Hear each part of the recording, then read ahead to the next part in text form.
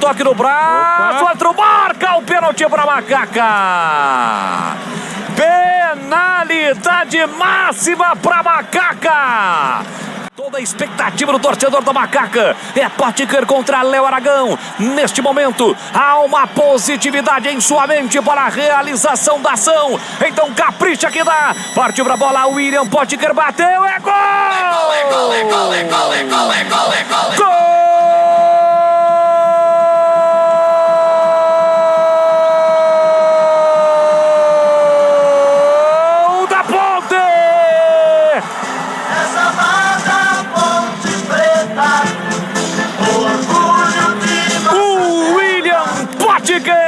Tem a 9 estampada na camisa.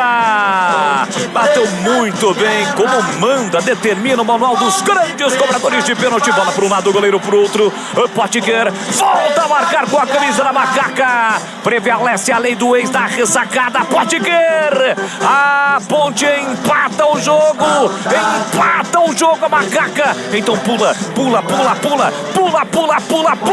Sai do chão e vibra a macacada. Potker cobrando o pênalti. Olha lá o povão festejando. Olha a galera vibrando porque balançou. Se balançou a rede, é gol e é gol da Macaca.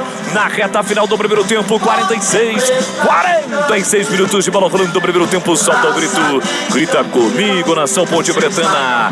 Tá registrado na ressacada. William Potker cobrando o pênalti.